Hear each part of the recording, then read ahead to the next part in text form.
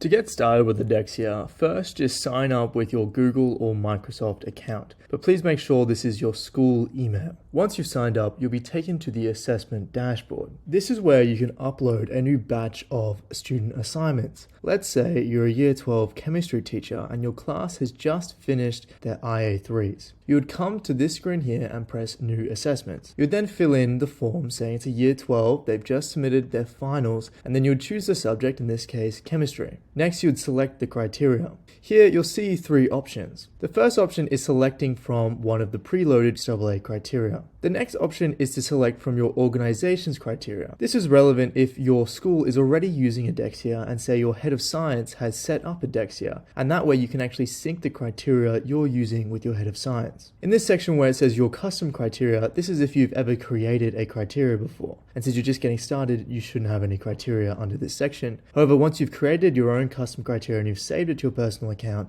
it would come up here. For now, we'll just select from the QAA criteria. In this case, it was an IA3. And then you can upload all of your students' assignments. For this example, I'll just upload 3, however, you could upload as many as you needed to. Once you've uploaded all of the assignments, you can select the one which you want to mark first. We usually find it best to use a medium level example, however, it doesn't have too much of an impact regardless.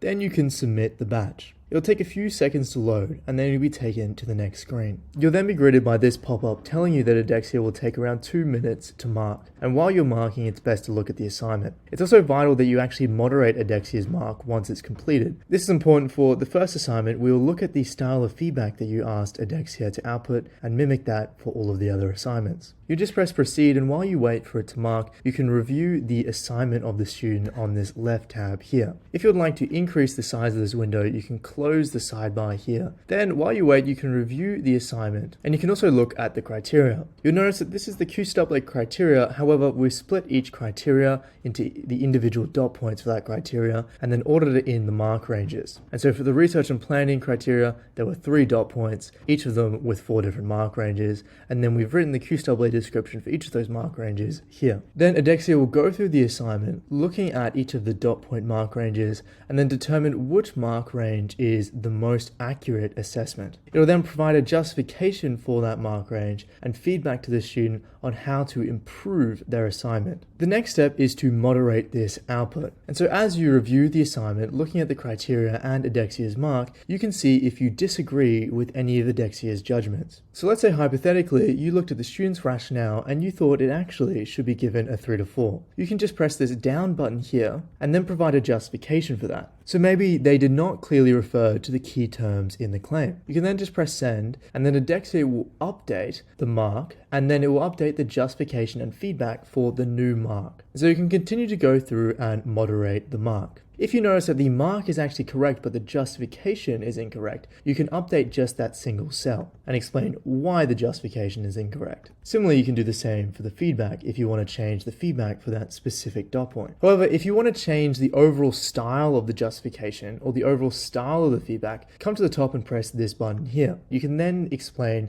the style of justification or the style of feedback you prefer. Once you've finished moderating this assignment, you can then go to the next assignment. This is where you'll need to navigate to the sidebar. So if you close it, you can open it back up here. Then you can click on the next assignment and it'll take you to the same window, but now you have the second assignment. Here, all you need to do is press mark assessment and it'll now start marking the second assignment. And now all you have to do is repeat the process again. You can look at the assignment, look at the criteria, and then look at the output that Edexia provides and moderate it. And once again, Edexia will then go through and mark each of the dot points, providing justification and feedback. Then once you've output, you can then proceed to the third assignment. One small thing to note is while you're going through, you can also use the statuses to keep track of what has been marked. Where if it's red, it means that Edexia has not marked it, where if it's yellow, it means Edexia has marked it, and then you can tick it as you moderate the assignments. Then once you've marked and moderated all of the assignments, you can press this button up here to view the class-wide feedback. Edexia will then generate a class-wide feedback report. This will go directly into your downloads and then you can open it. Currently, right now, this is a very simplistic Word document. However, this is one area which we will be improving very soon. And finally, you can also download the feedback sheet for every student. Just come up to the top right and press download. Here, you'll be presented with 2 options. Firstly, you can toggle on download all feedback. When this is toggled on, it means you're going to download the feedback for every single student, whereas if it's toggled off, you'll only download the feedback sheet for the one student you're currently on. You can also toggle on attaching assessment, where it'll attach the assessment before the actual feedback sheet. When you download all feedback, you'll then be presented with a zip file. You can open that zip file and then you'll see a Word form of the feedback sheet. You can then upload that to your learning management system or send it directly to your students.